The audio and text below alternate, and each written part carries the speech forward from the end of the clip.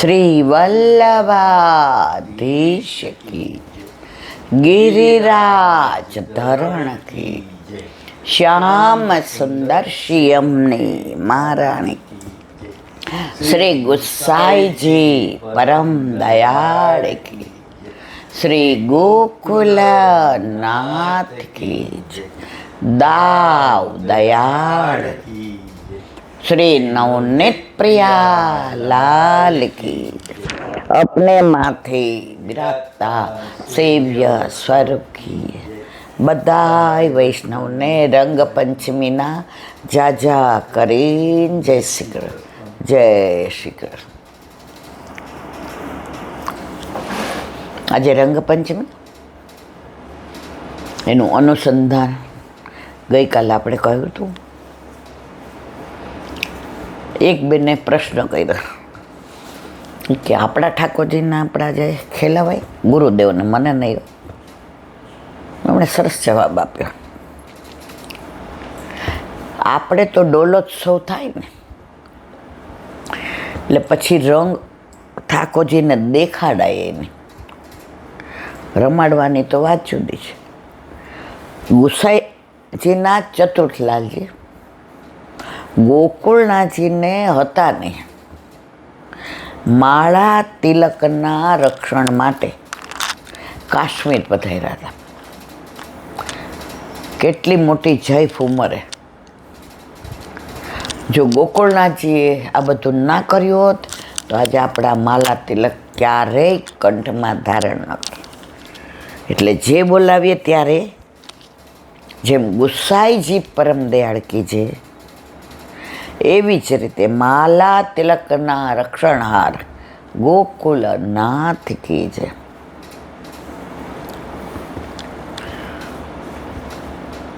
તો બધા બાળકો શ્રીજી બાવાને ખેલાવ્યા હતા। ગોકુળનાથજી એટલે કે એમનું બીજું નામ વલ્લભ, એ કાશ્મીર ગયા હતા। એટલે પ્રભુ આપણા તત્સુખનો કેવો વિચાર કરે છે। શ્રીજી બાવે વિચાર કર્યો કે મારો વલ્લભ, મારા ગોકુળનાથજી માલા તિલકની આ જો લીલા છે, બાકી ધારે તો ગોકુળનાથજી 1 મિનિટમાં પાડી દે, પણ મનુષ્ય અવતાર ધારણ કર્યો હોય ત્યારે એ જ લીલા કરવી પડે, તો એ જ વંચિત રહ્યા છે। તો શ્રીજી બાવા એમ કે વલ્લભ તમે વંચિત રહી ગયા છો તો ખેલાવો, તો ગોકુળનાથજી ન ખેલાવે કે એમાં મારા સુખનો વિચાર, પ્રભુના સુખનો નહીં। ત્યારે શ્રીજી બાબાએ સામેથી કહ્યું, વલ્લભ એટલે કે ગોકુળનાથજી મને તમે ખેલાવો। તો કે વલ્લભની આજ્ઞા પ્રમાણે ડોલોત્સવ પછી ના ખેલાવાય। હવે આપણે કલર બતાવાય પણ, તો કે મારી આજ્ઞા છે। નવરત્નમાં વલ્લભે કહ્યું છે, સેવાકૃતિ ગુરુ આજ્ઞા બાધનમ વારી છે। ગુરુની આજ્ઞા પ્રમાણે જ બધું થાય, પરંતુ ગુરુની આજ્ઞા પ્રમાણે કરતા હોઈએ અને ઠાકોરજી આજ્ઞા કરે તો ગુરુ કહે છે કે સેવાકૃતિ ગુરુ આજ્ઞા બાધનમ વાહારી છે। તો મારી આજ્ઞાને ગૌણ ગણવાય અને પ્રભુની આજ્ઞા પ્રમાણે કરવાનું। તો એ ભાવથી એટલે ઓલા વૈષ્ણવને જવાબ આપ્યો કે આપણે તો કાંઈ એવા ગયા નથી, આપણે તો બધા લૌકિક કાર્ય માટે ગયા હોય, તો એ લૌકિક કાર્ય માટે ગયા હોય। કોઈ અમેરિકા 2 મહિના જાય ને પછી એમ કે હું રહી ગયો ખેલા, તમને ઠાકોરજીએ આજ્ઞા કરી? તો જાતે આ બધું ના કરાય। તો આજે રંગ પંચમી જ્યાં ગોકુળનાથજી બિરાજતા હશે ત્યાં આજે રંગની રેલમ છે અને 11 ડોલ બંધાશે, પછી રંગની વિદાય થશે।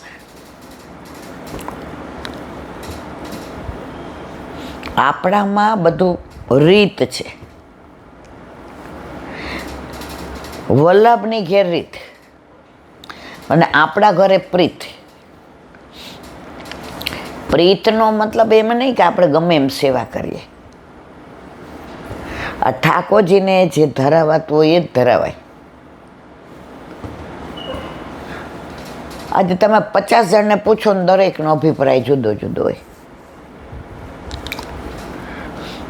એક બેન નાની નાની બાબતમાં મને ફોન કરે છે, મારે આમ છે તો શું કરું ને તેમ છે શું કરું.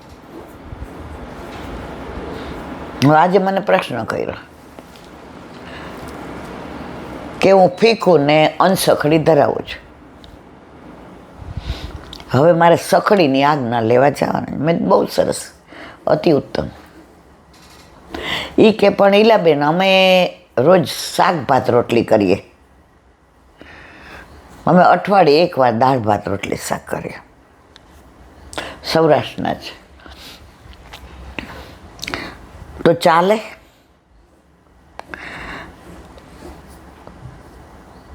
મેં તો આ રાજનગરના માજીને દીકરી પલાળેલો બાજરો ધરાવતા હતા ને, બધાએ ફરિયાદ કરી ગુસાઈજીની કે જુઓ તમે આવાને ઘર પધરાવી. ગુસાઈજી કે હાલો હાલો. જઈને પૂછ્યું, માં શું સમય? અમારા ઘરે શું સમય હોય આપ જુઓ. તો ઓલા કોથળાનો તો પડદો તેરો ખોલીને જોયું, ઠાકોરજી બે હાથે બાજરી આરોગતા. ગુસાઈજીએ કહ્યું, માં મુકામ પર આ પ્રસાદ મોકલાવજો. તો કોરમાં રોટલી દાળ ભાત શાક જ જોઈએ કે સખડી જોઈએ? તો એવું ક્યાંય ગુરુદેવ કોઈ કહેતું નથી. તમે જે બનાવો એ ધરાવો, એ સરાવો અને એ લો. હવે આપણે ઘણીવાર છોકરાઓ ફરવા ગયા હોય તો ભાખરીને રસાવાળું શાક અને થોડીક સખડી બનાવીએ. તો કોરમાં સખડીની અંદર લો શાકનો રસો ને દહીં ને સહેજ ઘી પધરાવી દઈએ.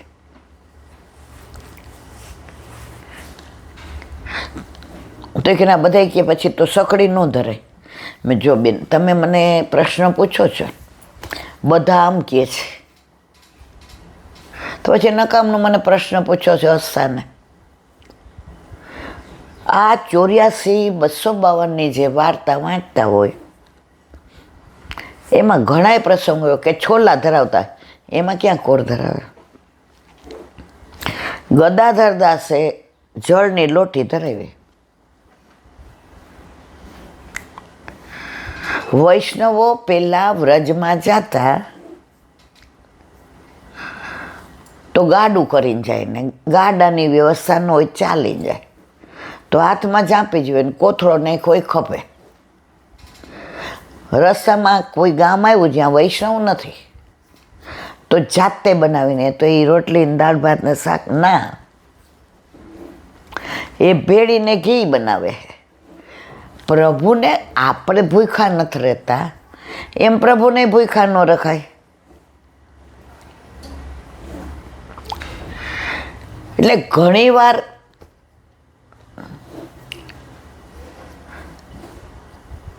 મને ઓલાએ આમ કીધું, હવે એમાં મારી 10-15 મિનિટ બગડે.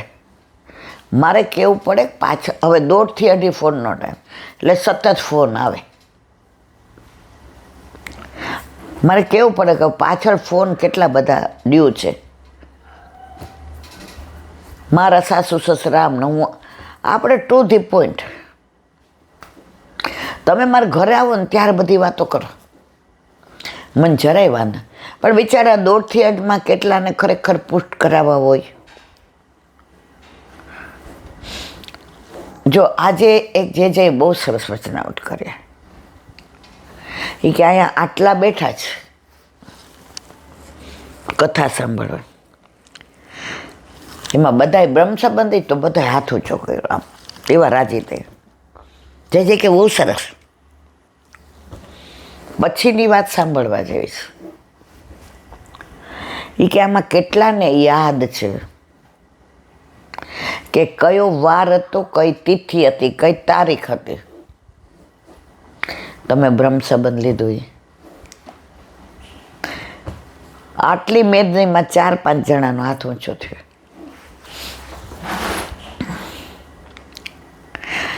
જે કે આપણને આપણી મેરેજ એનિવર્સરી યાદ હોય, તારીખે યાદ હોય, કેટલા વાગે હસ્તમેળાપ થયો એ યાદ હોય.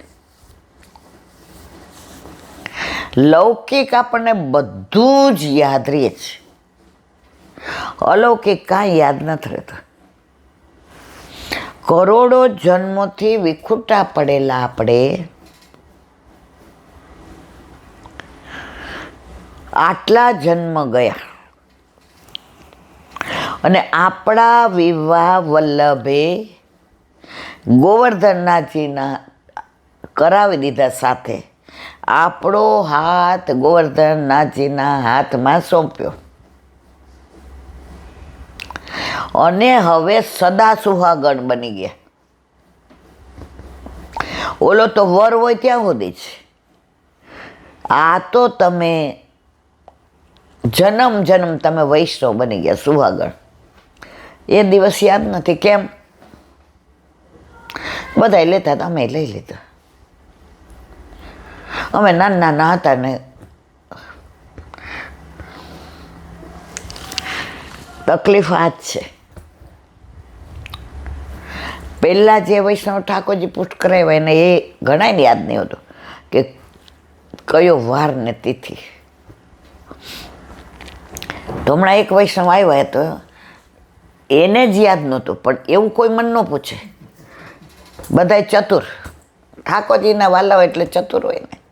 એ કે ઈલાબેન મારી એક સખીએ પ્રશ્ન પૂછાયો, મેં તો મને આવડે તો જવાબ દઈશ. હું સામાન્ય વૈષ્ણવ છું, મેં બાળકોના વચનામૃતમાંથી સાંભળ્યું હોય, ગ્રંથમાં વાંચ્યું હોય તો જવાબ દઈશ, ન આવડે તો ના પાડીશ. મને કે ના તો, મેં કીધું બોલો. મને કે એને ઠાકોરજી ક્યારે પુષ્ટ કરાવ્યા ને એ યાદ નથી. આપણો પહેલો દીકરો કે દીકરી હોય ને એની તારીખે યાદ હોય, વારે યાદ હોય, તિથિ યાદ હોય, અરે સમય પણ યાદ હોય ને કયું ચોઘડિયું હતું ને એ યાદ હોય. પણ પ્રભુ ઘરે પધારે છે. હવે જો કે અત્યારની પેઢી તો બધા ઘણા બધા હવે વરસ થાય ને એટલે મને ફોન કરે, એટલે આંટી આવવું પડશે. મેં તો આવી ગઈ,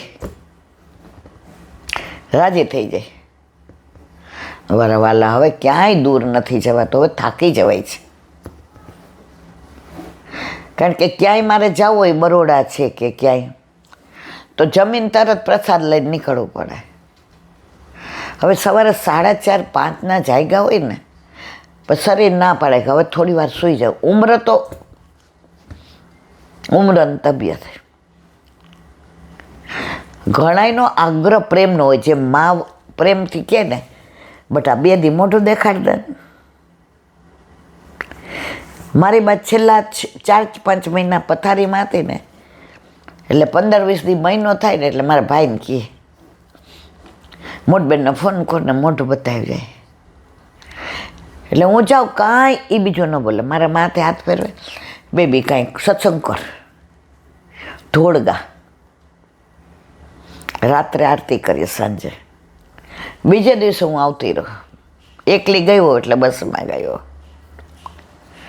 વળી 15 એટલે પછી મારા ભાઈ હંસો, એ કહે ક્યારે જવું છે માજી? આ બેનને ઘડી ઘડી મોઢું જોવા બિચારીને બોલાવ કરો છો.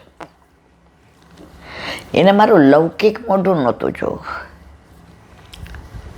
એને વ્રજની વાતો સાંભળવી હતી,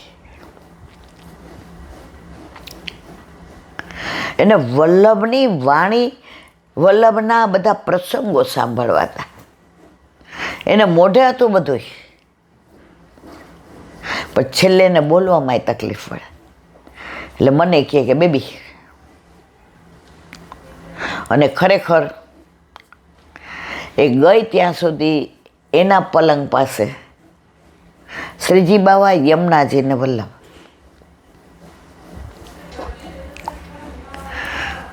મારું સર્વસ્વ આ છે.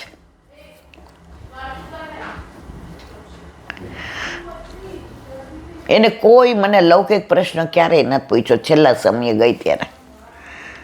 મને કશું એવું નથી કીધું ભાઈ ક્યાં ગયો બેન બે ઠકરાણી ઘાટ ને ગોવિંદ ઘાટની વાતો કરને, બે ગિરિરાજની માનસી કરાવ ને, બે ગોકુળના ચોકની કરાવ ને માનસી. હું કહું બા હમણાં તો આવી ત્યાં ના બે કરાવ ને. સવારે ઉઠો એટલે કે ઓડેલની માનસી કરાવો એટલે માં ઠાકોરજીની માનસી સેવા થઈ જાય બધી. પછી હું અહીંયા આવું એટલે એ બધી માનસી જ કરતી હોય. તો ભગવદીય વૈષ્ણવોને કોઈ લૌકિક દીકરીનું મૂળ. અને જો હું તો અહીંથી કહું છું કે કોઈ વૈષ્ણવ આપણને મળવા બોલાવે એની હારે એ લોકો આપણને લૌકિક વાતો કરવા બોલાવતા જ નથી. એક બે જગ્યાએ મારે એવું થયું, ઈલાબેન હા કાંઈ વાંધો નહીં, તમે ભગવાનને તમારા સ્વભાવ મારા ઉપર તમારી કૃપા કે તમને ગાડીમાં લઈ જાઓ. જઈએ એની આંખમાં એવા આંસુની ધારા જાય, સજલ નેત્રો થઈ જાય. ઈલાબેન ગોકુળને એને ગિરિરાજની પરિક્રમા કરાવીએ અને પછી એના ઘરના કે ઈલાબેન પછી કોઈની સામું જોવે નહીં કાંઈ નહીં, એની અંદર જ રત રહીએ ને 2-3 દિવસ. તો ભગવદીય વૈષ્ણવોને છેલ્લા બધામાં રસ નહીં હોતો. આમાં એને વાતો સાંભળતા હોય, આપણે એમ થાય લૌકિક સાંભળે, પણ એના લીલામાં રત હોય. એને કાંઈ રસ નથી હોતો તમે શું વાતો કરો છો. એને ખબર છે આવું મારે જવાનું છે. તો આપણે ક્યાંય ખબર કાઢવા જાય ને ત્યારે આ બધું વ્રજની જ વાતો કરવાની.